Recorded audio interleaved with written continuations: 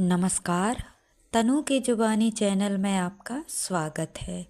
हमारी आज की कहानी है नापसंद। आखिरकार आज मेरे पिता और माँ का बहुत बड़ा बोझ उतर गया था। मेरा रिश्ता पक्का हो गया था। कुछ सालों से वो लगातार इसी की कोशिश कर रहे थे। कहते हैं कि जोड़ियाँ ऊपर से बन के आती हैं।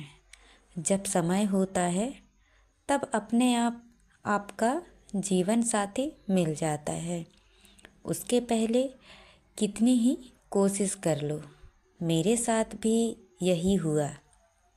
मम्मी पापा ने पहले बहुत कोशिश की, बहुत रिश्ते आए, लेकिन जब जो होना होता है तभी होता है। और आखिरकार मेरा रिश्ता राहुल से पक्का हो गया। 1 महीने में शादी है। तैयारी में घर के सारे लोग लगे हुए हैं। एक बात था जिसका अभी भी मुझे इंतज़ार था, राहुल से बात करने का। शादी के पक्के होने के बाद अभी तक उनका कोई फ़ोन या मैसेज नहीं आया था। मेरा नंबर बातों बातों में पापा और मम्मी ने शेयर कर दिया था। मैंने भी करीब 5 दिन इंतज़ार किया। फिर मुझे लगा कि उनका कोई फ़ोन नहीं आ रहा तो क्यों ना मैं ही आगे रहकर उनसे बात करूं। मैंने शादी की तैयारियों के बीच में समय निकालकर उन्हें फ़ोन किया। पहली बार बात कर रही थी। फ़ोन उन्होंने कुछ रिंग के बाद उठाया। राहुल ने कहा, हेलो, कौन? मैं कुछ समय के लिए चुप रही। कुछ जवाब दिया नहीं। मैं बस यही सोच रही थी कि उनके मोबाइल में मेरा नंबर नहीं है क्या? फिर वो यह सब जानबूझकर कर रहे हैं। उन्होंने फिर कहा, कौन बोल रहा है? श्वेता। मैं श्वेता। राहुल, ओ अच्छा। कुछ समय चुप रहने के बाद उन्होंने कहा कि अच्छा, मैं अभी कुछ काम कर रहा हूँ, तुमसे बाद में बात करूँगा। इतना कहकर उन्होंने फ़ोन कट कर दिया। मैंने अपने आप को कुछ भी ऐसा वैसा सोचने से रोका और अपने आप को समझाया कि वो बिजी होंगे। जब समय मिलेगा तो फ़ोन ज़रूर करेंगे। उसके बाद शाम बीत गई, रात बीत गई, यहाँ तक कि 2 दिन निकल गए, लेकिन उनका कोई फ़ोन नहीं आया। शादी में करीब 20 दिन रह गए होंगे और उनका मेरे मेरे प्रति यह बर्ताव अब मुझे चिंता में डालने लगा। मैंने फिर एक शाम उन्हें कॉल किया। एक बार उन्होंने मेरा फ़ोन ही रिसीव नहीं किया। फिर मैंने उस शाम उनके फ़ोन का इंतज़ार किया। इस बार बेचैनी कुछ ज़्यादा थी, लेकिन उनका फ़ोन नहीं आया। तो अब उनका यह बर्ताव मुझे सच में चिंता में डालने के लिए काफ़ी था। यह बात अब मेरे चेहरे पर झलकने लगी। मेरा चेहरा देख मम्मी ने पूछा, क्या हुआ? तबीयत ठीक नहीं है क्या? मैंने मन में सोचा कि एक बार घर वालों से बात करूं, लेकिन फिर मैं उनके चेहरे पर जो खुशी आई है उसे मिटाना नहीं चाहती थी। शादी का दिन आ गया और हमारी शादी भी हो गई, लेकिन अभी तक उन्होंने मुझसे बात तक नहीं की। मैंने सोचा अब बात होगी पति पत्नी बनने के बाद। जब विदा होकर मैं उनके घर गई, मुझे मेरी सास और बाकी सबका बर्ताव अच्छा ही लगा, लेकिन अभी तक उनके मुंह पर ना खुशी दिखी, ना ही उसमें से एक लफ्ज निकला। पहली रात थी, सवाल अब भी वही जो उनसे पूछना था, लेकिन कमरे में आते ही वो अपना तकिया लेकर बाहर बालकनी में चले गए, बिना कुछ कहे। आंसू निकलने से रुक नहीं पाए।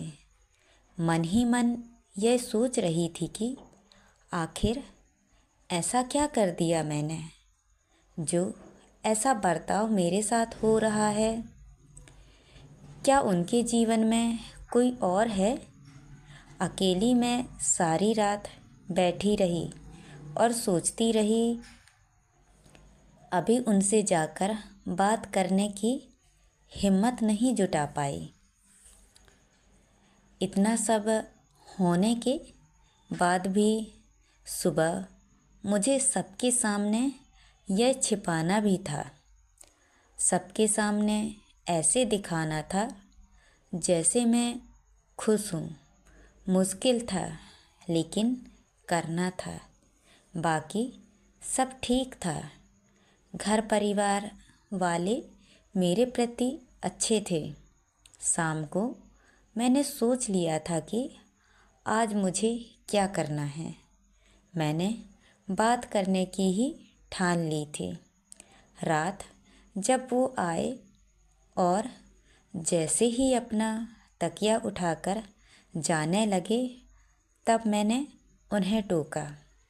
क्या हुआ आपको? अगर मैं पसंद नहीं थी तो आपने मुझसे शादी करके मेरी ज़िंदगी क्यों ख़राब की? वो रुके और मेरी तरफ देखा और कहा, मुझे झूठ पसंद नहीं। तुम मुझे पसंद नहीं करती हो और अब मजबूरी में मुझसे शादी की है।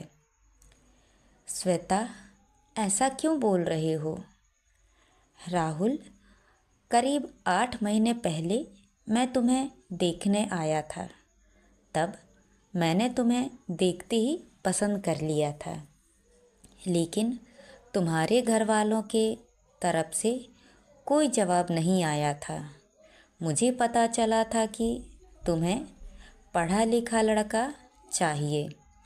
तो अब जब कहीं बात बनी नहीं तो तुमने मजबूरी में मुझसे शादी की है। मैंने तो मना किया था तुमसे शादी करने को, लेकिन घर वालों के दबाव में मुझे करना पड़ा। लेकिन घर वाले मुझे शादी के लिए दबाव बना सकते हैं, लेकिन अब उनका मुझ पर कोई जोर नहीं। मुझे नहीं पता था कि यह बात है जो इनको खटक रही थी। इसका तो मुझे अंदाज़ा भी नहीं था। यह सच है कि उनका रिश्ता 8 महीने पहले आया था। उन्होंने जो भी कहा सब सच है। सुबह से शाम और रात हो जाती, लेकिन उनकी नज़रें एक बार भी मेरी तरफ नहीं आती थी। गलती से भी वो मुझसे बात नहीं करते थे। अभी तो कुछ ही दिन हुए हैं, शायद थोड़े दिन और हो जाएंगे तो सबको भी यह दिखाई देने लगेगा कि हम में सब कुछ ठीक नहीं है। मैंने फिर एक रात उनसे बात करने की कोशिश की। उन्हें कहा कि शादी के समय रिश्ते बनना बिगड़ना, हाँ करना मना करना चलता रहता है। जब जहाँ संजोग होता है फिर वही बात बनती है। इस बात को आप दिल से लगाकर क्यों बैठे हैं? अब तो मैंने आपसे शादी की है। राहुल ने कहा, इसमें तुम्हारी मर्जी कम और मजबूरी ज़्यादा है। श्वेता, आप ऐसा क्यों सोचते हैं? राहुल, क्योंकि ऐसा ही है। श्वेता, मैं समझ गई, आपका ईगो का प्रॉब्लम है। राहुल, क्या बोला तुमने? श्वेता, आपको ईगो प्रॉब्लम है। अगर आप मुझे पहले मना करके बाद में शादी कर लेते हैं, तब आप मुझसे किस तरह के बर्ताव की उम्मीद रखते? इसी तरह के ना? आपको क्या लगता है मैं इसी तरह आपसे बात करती जैसे आप करते हैं? राहुल चुप रहा, सुनता रहा। श्वेता, वो हमारा पास्ट था। अब सच्चाई और सच यह है कि हमारी शादी हो गई है, 7 फेरे लिए हैं, जीने मरने साथ निभाने की कस्में खाई है। आपको यह सब मजाक लगता होगा, लेकिन मुझे नहीं। मैं अपना धर्म निभाऊंगी, आप अपना निभाएं।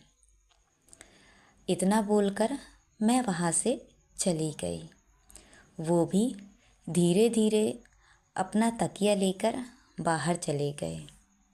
मुझे पता था कि वो दिल से बुरे नहीं हैं, बस थोड़े नाराज़ हैं। और बातों बातों में उन्होंने यह भी कहा था कि उन्होंने मुझे देखते ही पसंद कर लिया था। इस बात से मुझे थोड़ी खुशी तो मिली थी। फिर मैंने उन्हें कुछ नहीं कहा, सिर्फ उन्हें समय दिया। एक रात जब बारिश हो रही थी, तब उन्हें मजबूरन कमरे में सोना पड़ा। वो नीचे बिस्तर लगाकर सोने लगे। मैंने उन्हें कहा कि आप ऊपर बेड पर सो जाइए, मैं नीचे सो जाती हूँ। और मैं जाकर नीचे सो गई। बस वो क्या करते, उन्हें बेड पर सोना ही पड़ा। ऐसे ही फिर खट्टी मीठी नोक-झोंक के बीच धीरे धीरे हमारी गाड़ी पटरी पर आने लगी। सच बोलूँ तो इसमें मुझे भी मज़ा आने लगा था। धीरे धीरे हमें प्यार होने लगा। करीब 7 महीने लगे जनाब को मनाने में और मुझे अपनी पत्नी मानने में। जैसा कि मैंने कहा कि वो बुरे नहीं थे, सिर्फ नाराज़ थे। वो भी इसीलिए क्योंकि वो मुझे प्यार करते थे। तो दोस्तों, ये कहानी आपको कैसी लगी? लाइक और कमेंट करके ज़रूर बताएं और चैनल को सब्सक्राइब करना ना भूलें। तो मिलते हैं अगली कहानी में। बहुत बहुत धन्यवाद।